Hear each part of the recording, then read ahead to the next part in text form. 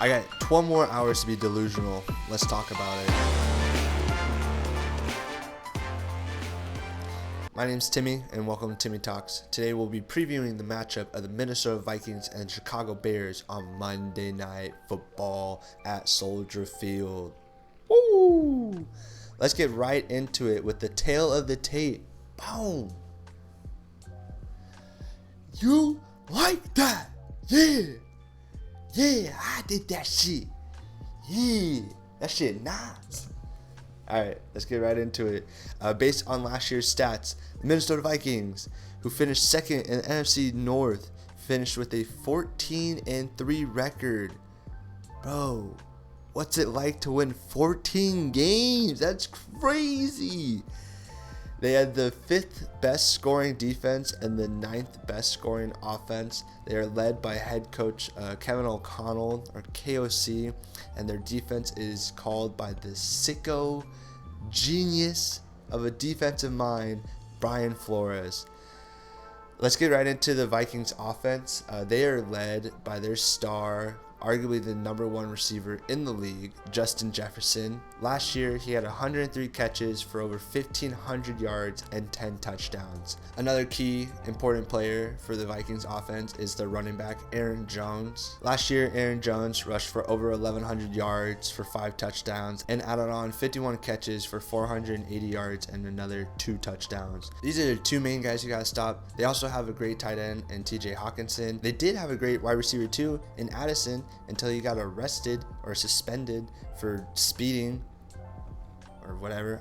He did something dumb. This offense now has a new quarterback under center with JJ McCarthy, Sam Darnold moving on to the Seattle Seahawks. It'll be interesting to see if this offense is able to pick up where it left off last year. Sam Darnold crumbled in the last 2 games where it was for the first place of the NFC North and then also in the wildcard game. So the very key clutch games that they needed, they fell short. Typical Vikings having a great regular season just to lose in the wild card, so nothing new there. Vikings fans are hoping that JJ McCarthy is going to be the savior, the difference maker. I think Kevin O'Connell is going to protect him as a young quarterback. The Vikings don't need him to be elite. The Vikings just need him to be very average with this roster that they have built and the talent that they have around them. On the offensive side, they've added a couple guards and I think a center to bolster their interior line, which was severely lacking last year. This will be great for Aaron Jones in the run game and or short passing game.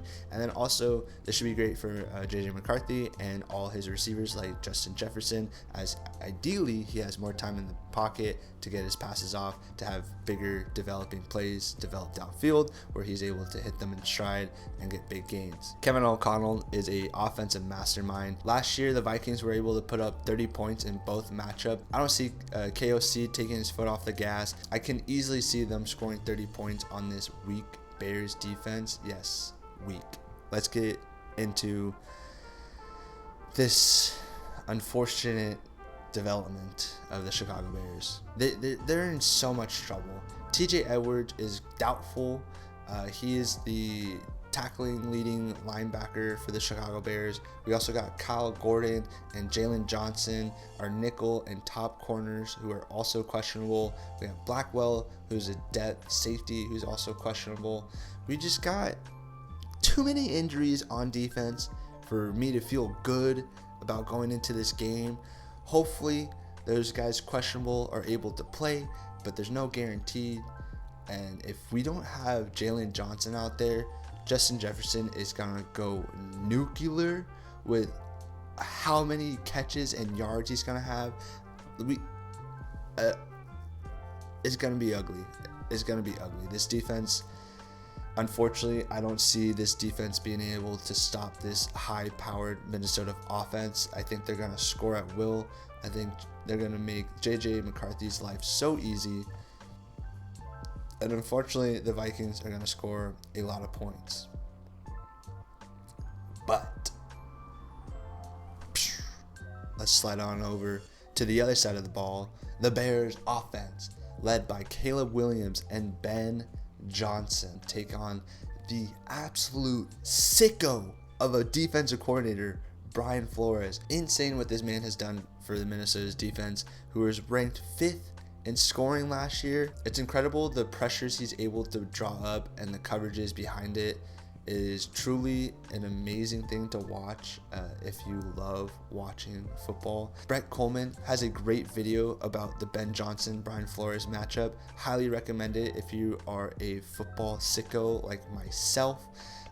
Essentially, Ben Johnson scored 30 and 31 points last year on the Minnesota's defense, but he had the Lions offense, who is a step and above better than this Bears offense. His trump card one game was Jahmyr Gibbs. We have a Swift.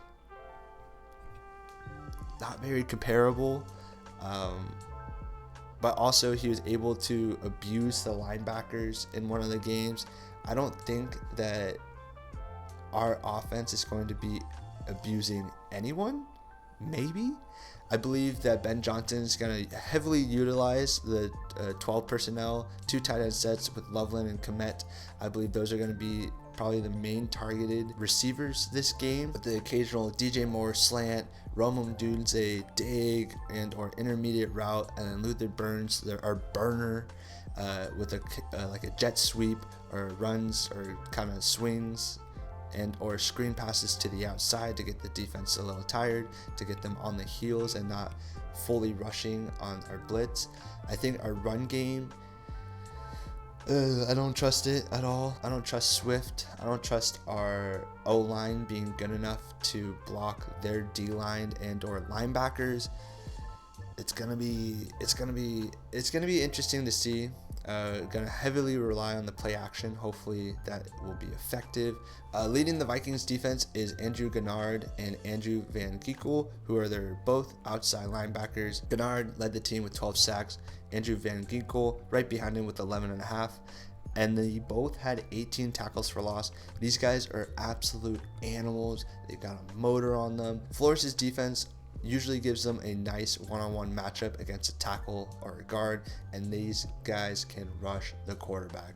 They do a great job of doing their job and just being a nuisance. They're always in the backfield, which is so annoying. Could you stop? Could you not be in the backfield? But this defense is really a team effort on the back end and front end. You got to generate the pressure while also having great coverage on the back end. Fortunately for the Bears, Harrison Smith, a huge safety for the Minnesota Vikings, is out with a sickness. Don't know what kind of sickness, but God bless.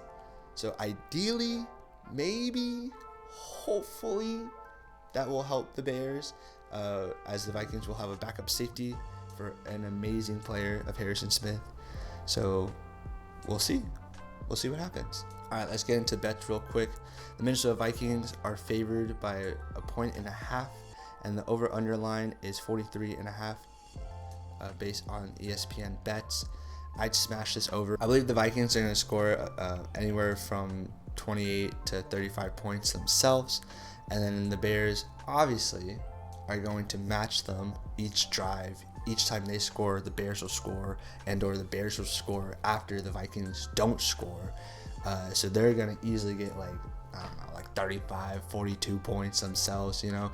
You thought Sunday Night Football was a slugfest? You wait till Monday Night Football, baby.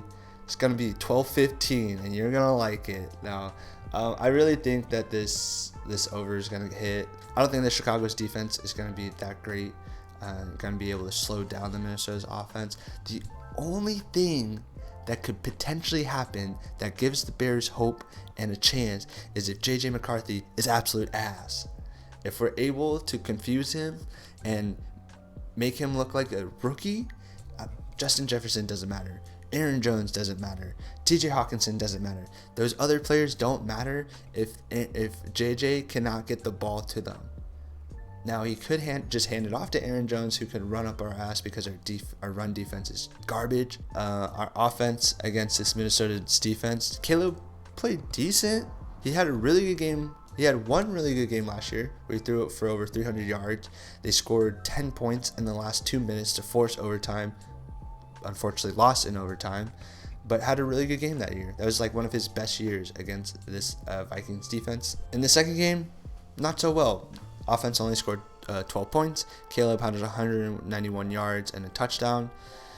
No one really did much. The top receiver was Keenan Allen, and then followed by DJ Moore. So this year's going to be completely different. I believe Loveland and Komet are going to be your top receivers.